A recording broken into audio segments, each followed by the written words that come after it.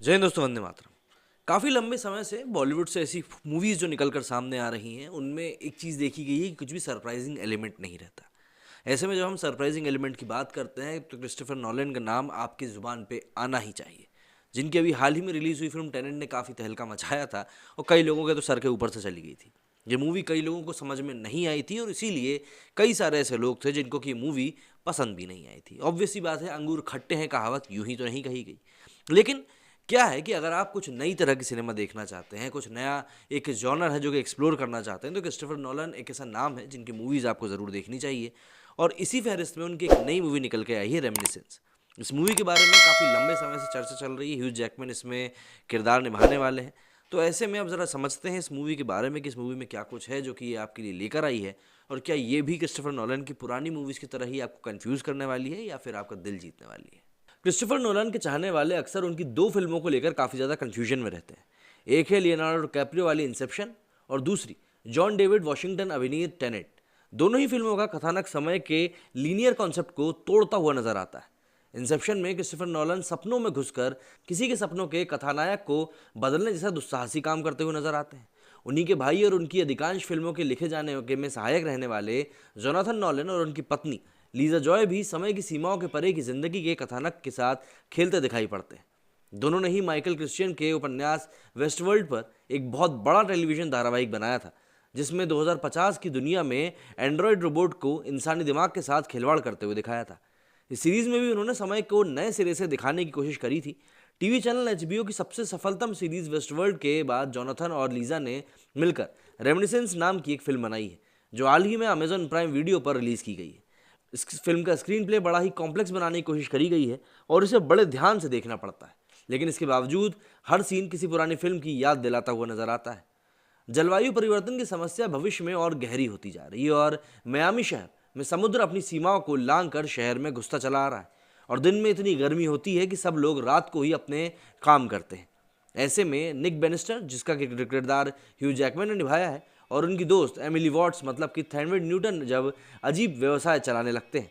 उनके पास लोग अपनी कोई पुरानी याद को फिर से देखने के लिए आते हैं, और उनके यहाँ एक नए क्लाइंट से मतलब कि रेबेका फर्ग्यूसन आती है, जिसकी यादों को देखते देखते निक को उससे प्यार हो जाता है और धीरे धीरे वो उससे एक रिश्ता कायम कर लेता है। लेकिन एक दिन में अचानक लापता हो जाती है। परेशान निक अपनी यादों को बार बार देखकर ही समझने की कोशिश करता है कि आखिर वो कहाँ गई हो सकती है। इसी बीच उन्हें एक अपराधी की यादों को देखने का काम मिलता है, जिसमें उसे मे नजर आती है। निक और ज़्यादा बेचैन हो जाता है यहाँ, और यहीं से शुरू होती है मे का अतीत तलाशने की कहानी। और इस सफ़र में निक को हर बार एक नई इन्फॉर्मेशन मिलती है। क्या मे को सच में निक से प्यार हो गया है, या फिर वो किसी के इशारे पर काम कर रही थी, या फिर निक की यादों को समझकर उसके साथ कोई खिलवाड़ किया गया है। क्या मे उससे मिल पाती है, ये सब फिल्म की करीब 2 घंटे की कहानी में आपको पता चलेगा। फिल्म का स्क्रीन प्ले काफ़ी ज़्यादा कॉम्प्लेक्स बनाने की कोशिश करी गई, जैसा कि मैंने आपको बताया। इसमें मे की तलाश में कई सारे किरदार आते रहते हैं जो कि कन्फ्यूजन को और ज़्यादा बढ़ाने का काम करते हैं। यादों की तलाश में हर शख्स अपनी अच्छी या फिर बुरी यादों को बार बार जीता है, जिस वजह से कहानी बार बार पटरी बदलती रहती है। किरदार आते हैं और उनकी यादें आती हैं, और उसमें कहानी के राज खुलते जाते हैं और नए राज का पता चलता रहता है, जिस वजह से दर्शकों को ये फिल्म पूरे ध्यान से देखनी पड़ती है। कहने को इसे साइंस फिक्शन भी कह सकते हैं, लेकिन कहानी दरअसल एक लड़की की तलाश की है जो पहले हीरो के प्यार में पड़ती है और फिर लापता हो जाती है, क्योंकि उसका अतीत उसके भविष्य को खराब कर सकता है।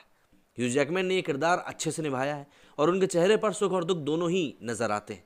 ह्यू ने इससे पहले कई फिल्मों में काम किया है, लेकिन उन्हें सुपर हीरो वुल्वरीन के तौर पर ही जाना जाता है, इसलिए उनके लिए हर नया किरदार कई गुना चुनौती लेकर आता है। इस फिल्म में वो शक्तिशाली हीरो नहीं है, बल्कि प्यार में धोखा खाए एक ऐसे शख्स हैं जो अपनी लापता गर्लफ्रेंड को ढूंढने के लिए आकाश पाताल एक करने के लिए तैयार है।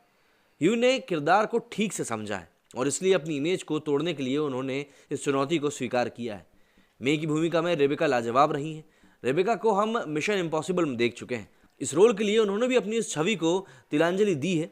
उनके एक्सप्रेशन में रहस्य की छाया साफ देखी जा सकती है। ह्यू के मित्र के रूप में थैनवेड न्यूटन कुछ ही सीन्स में अपना प्रभाव छोड़ पाती हैं। थैनवेड न्यूटन ने भी मिशन इम्पॉसिबल 2 में हीरोइन का रोल प्ले किया था, और डायरेक्टर लीजा के साथ वो वेस्टवर्ल्ड में भी काम कर रही हैं। विलन की भूमिका में क्लिफ कर्टिस शानदार रही हैं, कहीं भी चीख चिल्लाती नहीं है और एक पेशेवर अपराधी के तौर पर काफ़ी काइयाँ भी नजर आती हैं। करीब 30 साल लंबे करियर में क्लिफ कर्टिस बतौर विलन हर बार एक खास अदाकारी की मिसाल बनकर सामने आते हैं। जोनाथन और लीसा की ये फिल्म उन्हीं के लिए लिखी और निर्देशित की गई है जो कि पुराने कामों की याद दिलाता है। यादों को फिर से जीने की तमन्ना के सीन को देखते हुए इंसेप्शन की याद आना लाजमी है।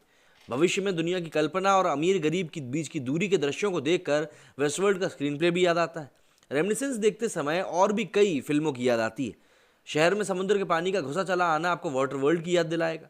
पानी के नीचे के फाइट सीक्वेंस देखकर कई फिल्मों की याद आएगी। यदि इस फिल्म को आज की सेटिंग अर्थात 2022 में होने वाली घटना के तौर पर देखें तो फिल्म महा बोरिंग हो जाएगी, लेकिन लीजा की कल्पना और भविष्य का चित्रण दोनों ही ध्यान आकर्षित करने में कामयाब हुए हैं। इसके अलावा फिल्म में पॉल कैमरॉन की सिनेमाटोग्राफी भी अच्छी है। हालांकि कोई नया किस्से या कि शॉट नहीं है, लेकिन फिल्म का रहस्य बड़े अजीब तरीके से कैमरे में कैद किया गया है। वेस्टवर्ल्ड के समय में ही लीसा के साथ काम कर चुके संगीतकार रवीन जवादी फिल्म की सफलता में श्रेय ले सकते हैं, क्योंकि उनका म्यूजिक सच में फिल्म का एक बहुत ही अहम हिस्सा है।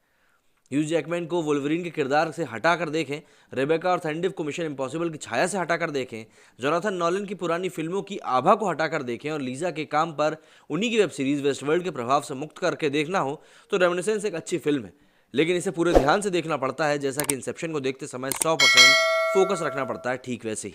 इसीलिए ऐसा कह सकते हैं कि ये मूवी आपको पसंद आ भी सकती है, और अगर आपको इस तरह कन्फ्यूजन वाली मूवीज़ पसंद नहीं है तो हो सकता है कि आपको कहीं कहीं पर ऐसा भी लगे कि यार मूवी काफ़ी ज़्यादा बोरिंग हो रही है। तो बेसिक सी बात यह है मोटे मोटे तौर पर, अगर आपको क्रिस्टोफर नॉलन की इंसेप्शन पसंद आई थी, टेनेट पसंद आई थी, तो इस मूवी में आप कहीं ना कहीं अपनी एक जगह ढूंढ सकते हैं कि हाँ भाई, अगर मैं इस पॉइंट ऑफ व्यू से इस मूवी को देखूंगा तो ये मूवी बहुत अच्छी लगने वाली है। लेकिन अगर आप कुछ और ही मन बना के ये मूवी देखने के लिए जा रहे हैं कि भैया मार धाड़ एक्शन देखने के लिए मिलने वाला है और काफ़ी एंटरटेनमेंट होगा, तो वहाँ पर कहीं ना कहीं आपका दिल टूटेगा, क्योंकि एक्सपेक्टेशंस का बोझ ही आपको इस मूवी से कहीं ना कहीं दूर लेकर चला जाएगा और फिर आप इस मूवी को एंजॉय नहीं कर पाएंगे। तो इसीलिए अगर आपको इस मूवी को एंजॉय करना है तो आपको काफ़ी शांति से एक कोना पकड़ के बैठना पड़ेगा और अपना पूरा ध्यान इस मूवी की कहानी पे केंद्रित करना पड़ेगा, वरना आप कौन से लूप होल में फंस के मूवी में घूमते रह जाओगे आपको ही पता नहीं चलेगा और मूवी की कहानी आपके सर के ऊपर से एक बाउंसर की तरह निकल जाएगी। मेरे स्टूडियो में फिलहाल इतना ही। जय हिंद, जय भारत।